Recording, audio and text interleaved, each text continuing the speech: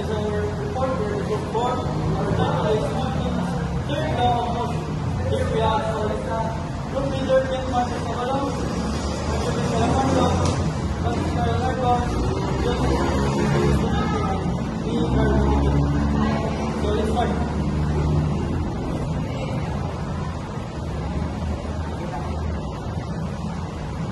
Who was Isaac Newton?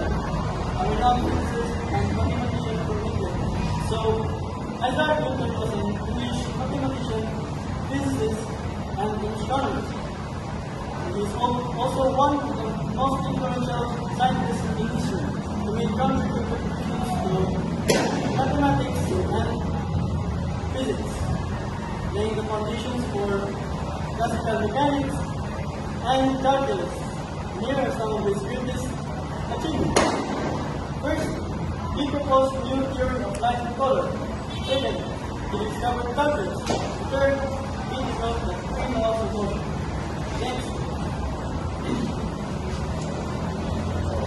Newton's third law of motion, also known as law of attraction. This law means that whenever one object exerts a force on the second object exerts an equal force in the opposite direction from the first object.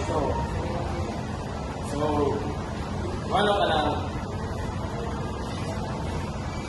equal din na ang third law of motion. So, for instance, if you push the ground, if you push ang ground, ang action force mo is i-push yung ground, ang reaction force is the ground pushes you back.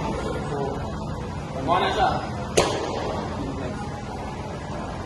So, now let's sort out the action and reaction forces. So first, both are real forces and either can cause acceleration. Both action and reaction forces are real forces with the potential to cause acceleration, depending on the masses and direction of the objects involved. For instance, if you push the ground, the reaction force of the ground accelerates you upward. So you're pushing on the ground, your action is you pushing the ground. The reaction force is you push the ground upward. Like that. Next, both are always there whenever any forces appears. So, present yun ang action and reaction force. Hindi na siya may tablo nga naka-action, wala reaction. Kaya if you more ang tanong, for example, ako ganina, ako push ang ground, ang action is ako push. The more ang reaction ang ground, tungkol man sa different mass, mas bugat man ang ground yan. Dili raw siya maliw kayo. Kailangan ay weight na siya. And next, they always have exact same strength. So, kato, ako nga nag-push sa ground, pila ra ka guton sa ako ang nakos, or gusto mo akong nakuhan, maoras na ang exact na i-balik sa ground ako. Fourth, they always act in opposite directions. So, action in reaction. For example, ang chair. They always act on different forces. So, action and reaction forces are always directed opposite to each other. For instance, if you push the ball to the right, so, one time ball, chair to the right, the ball pushes you to the left with an equal force. Pero, mas gaan man ang ball niya ako kay bugat. So, ang chair may na-push sa left per gate. Ni kuwan gapon ang chair na ko, same na strength. Pero, mas bugat mo, so wala ko naligo. And last thing, they always act on different objects. Action-reaction forces are equal in magnitude, meaning they have the same strength. If you push against a wall, so the action-reaction forces don't act on the same object. If object A exerts a force on object B, the object exerts an equal and opposite force on object A. This separation is why they don't cancel out each other. So, if I push this chair, the force from my hand acts on the chair.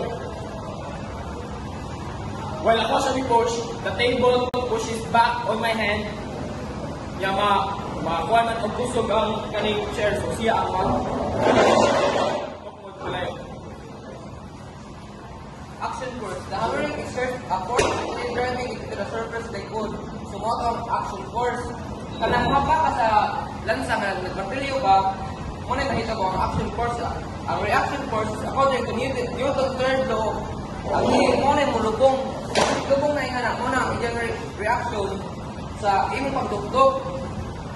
Naikang sa kabantay mo anang nigdugdog mo yung mga back kay dahil sobrang nakagani ang wall or ang wood, ang force na yung i-apply niya, sobrang naman na mag-feedback yung balik muna sa reaction. Action force is when you push backwards against the ground, your foot are accelerating an action force. Like, kung anak mo, di ba matandog ang ground kay mas bukat ang ground kung nani mo, balik si Kiwali, ang force na i-apply mo sa ground, balik mo mag-feedback yapon mo. Reaction force is response in the ground exerts an equal opposite reaction force on you. Moving forward on a skateboard. Palakpan doon sa will gonna explain the experiment.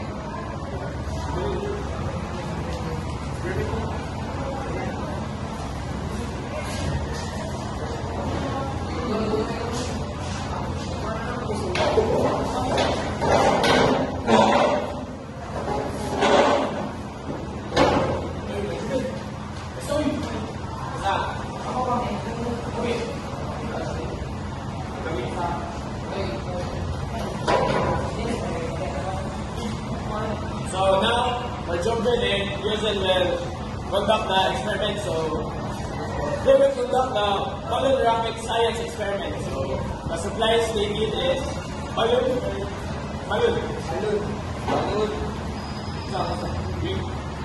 green straw, string, and lastly the tape.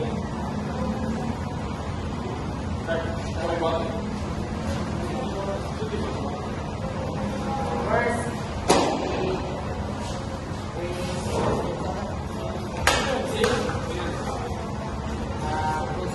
sobrang straw sa straight.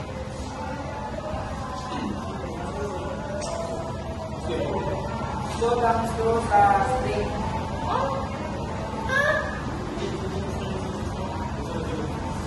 Common na good na good sa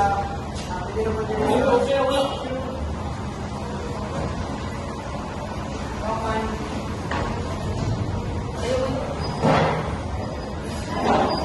Ako lang ako alun.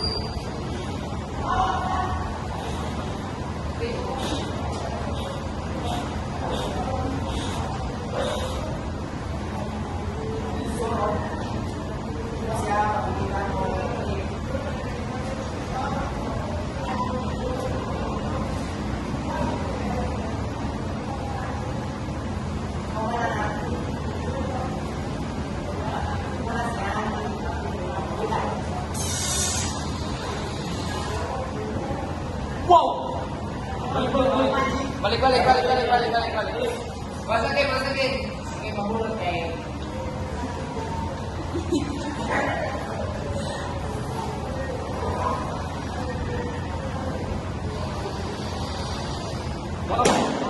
Maintis siya mong bulot kayo. Hindi ba ako? Di ba kung yun? Okay na daw.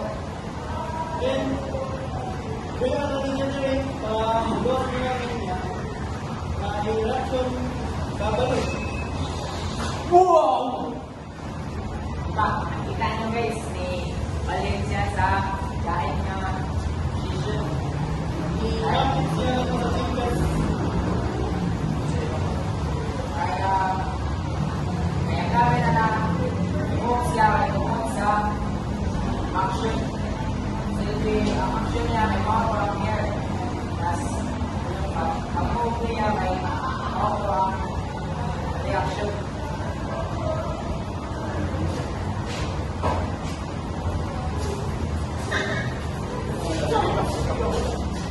And that's all.